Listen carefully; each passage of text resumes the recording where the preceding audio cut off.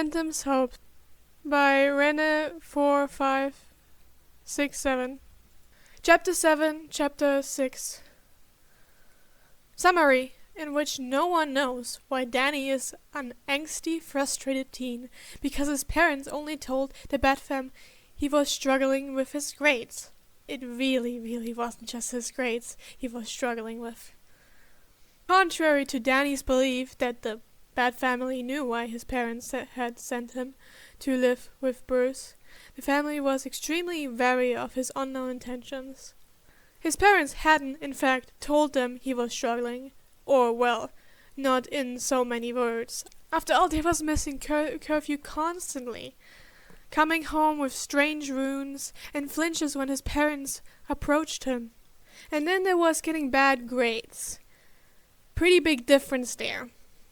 Alfred Pennyworth saw himself as the more neutral element in the family, also the least paranoid one. However, raising his young master Bruce came with certain consequences. Alfred had met all of the Wayne relatives, whilst raising his master. Madeline and Alicia Wayne's parents being no small exception. Their parents were greedy and wanted the Wayne Industries Board of Governors. If not as an acting CEO as it was, they'd managed to take a few shares of the company in exchange for leaving Bruce alone. Soon after the concessions were made, though, they both died and their shares were split evenly between the two sisters. Only their parents' quick thinking of willing the shares into trust funds that wouldn't be touched or transferred until they were of age saved them from the same fate their parents had tried forcing on Bruce. Alicia used these shares to get out of foster care and live in the back country. Madeline, however, used them to fund the very business venture that she currently holds complete monopoly over, and was dangling in front of Bruce's face. While Alfred knew of this, he was very certain Bruce didn't, and by extension, neither did any of the children. It wasn't that Alfred was trying to drive away young Daniel, he just didn't want Bruce to get hurt once again. No one should have to be cautious of their family. Still, Alfred felt a small hint of guilt over the events of that evening. Alfred witnessed as young Daniel's eyes turned from almost hopeful to heavily guarded in a blink of an eye. Alfred hadn't even done anything outside of being somewhat crude and extra formal. However, it seems that Daniel hated being addressed in a different way than he introduced, and had a very small amount of trust in others. Daniel's parents hadn't spoken of anything other than business to Bruce after informing him that he had difficulties in school, which the family attributed to his support of Phantom. Coming home exhausted and hiding wounds were typically symptoms of vigilism. Daniel must have left the fighting to Phantom, though his mental exhaustion from supporting the ghost was obvious from school records. If he was ever wounded, he hid it well. Danny never tried hiding his wounds. His parents never noticed as long as blood didn't stain his white shirt. In fact, as Alfred thought about Daniel's parting words, they hadn't mentioned anything about him besides the reasons he was coming to visit. They knew more about Daniel from their investigation to the social media-less town than they had been informed by his parents. And Alfred thought suspiciously Daniel had never gone to the doctors for anaphylaxis.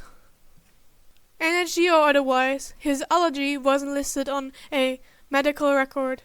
Maybe Madeline hadn't sent him here to take advantage of Master Bruce again. Time would tell. In the meantime, he had dinner preparations to make and cookies to bake in case they are needed. Madeline never knew what her parents did, too young to have been told when they died. Dick was the most welcoming in the household, as he usually was. Alfred had been rather short with Damian at first, too. Dick knew exactly how this would turn out.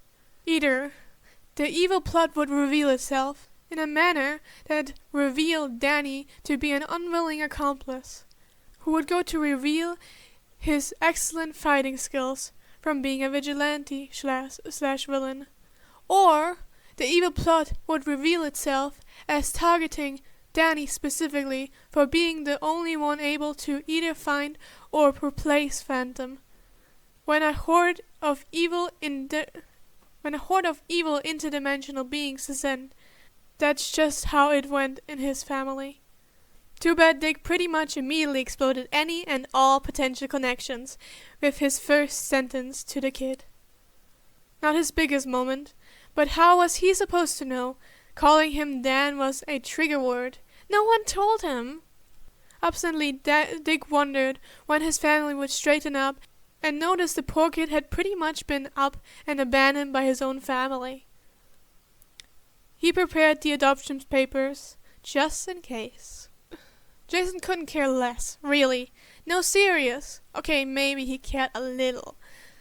But it was just because Alfred was acting weird. Nothing more. Jason picked up on things like facial cues, having grown up in an environment that required knowing when a bottle or a fist was coming next. He wasn't as good as Cassandra, but he was good, and as Alfred's self-declared favorite, he was especially good at spouting the professional butler's tales. So when Alfred displayed signs of displeasure at Madeline's name and family, he noticed. Alfred either knew what was up or knew something about Daniel's family no one else does.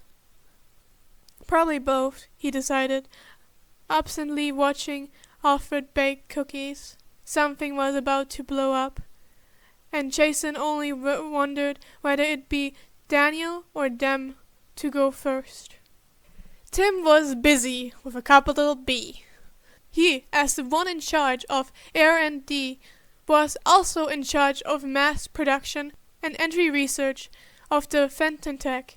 The Fenton had sent over 500 blueprints in the last week, ranging from lipstick lasers all the way to fucking spacecrafts. It was on his 9th cup of coffee and an ungodly amount of lack of sleep that he noticed something that made him stare in disbelief. He, among the rest of the world, had been frantically trying to figure out the new Wellcup phones for months now. The phone had particularly replaced every single communication device in the league, along with all the enemies, because for some bullshit reason it worked in other fucking dimensions, and even in the middle of goddamn time streams. In fact, Bruce would have been stranded in a time stream for God knows how long had it not been for the phone that somehow still worked outside of time. There were bets on where it wouldn't work, and so far the only winners were those who bet it would. Booster Gold was handed $50 from a shocked Flash, while still quite shocked himself. The phone worked even while fighting time viruses.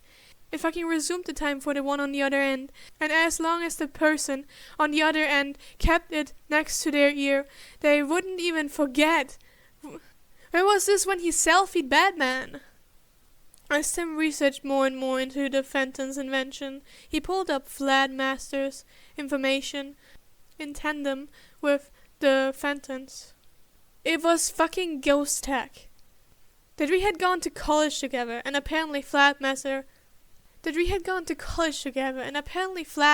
never dropped the habit of ghost-proofing all of his technology, and then advancing it by a few decades using ectoplasm. Tim kept scrolling through Fladmaster's file in disbelief before stopping at one recent detail specifically. Tim should inform his brothers, especially Damian, that Danny already has his own company to inherit. Probably. But he also doesn't get paid enough, and being in on the secret of how doll tech works literally anywhere is actually kind of funny to his sleep-deprived mind. After all, people are eventually trying to figure out where death can't reach. Huh. Would it work in the Lazarus pit? The answer was yes, and Tim was never betting against Damian again, if dealing with pissed-off assassins at 2 in the morning was the result. Damian had been a bit too busy to bother thinking about his relative visiting. Drake had bet him a new sword that the dolly phones wouldn't work in a Lazarus pit. And he'd taken the bet with a vicious grin, with the knowledge that Talia had already tried.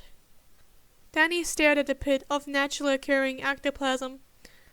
Well over 30,000 years in the past. Why exactly did Clockwork want him to put a network extension in this thing again?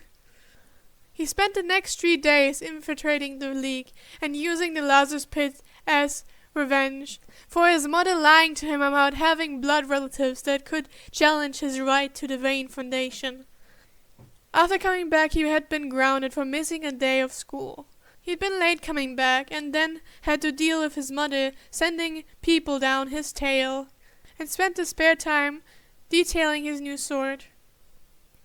There wasn't a world where he didn't insult someone he just met anyway, so it wasn't like he left guilty when he'd called his cousin a money grabber. Bruce hadn't been able to make it to Daniel's arrival. He had, however, been warned not to address him as anything except Danny by his eldest son on his earpiece while delivering the Riddler to the police custody. Bruce almost tripped in front of the police at the next piece of information he was told. Alfred was making cookies. That never boded well, and tugged at Bruce's paranoia like nothing else had about his visiting nephew. Alfred's cookies were delicious, and he always had some on hand, but he only ever baked them at night. It wasn't even dinner yet. And that is it for this podfic. If you want more, annoy the author. That's my advice for you, because I only say that to you guys in these videos if there's like a question mark in the chapter thingy where they say how many chapters there are on IF3. So yeah, if you want more, go to the author, go to the podfic and annoy them. Because then I could make more, but your choice. I would love to see this continue.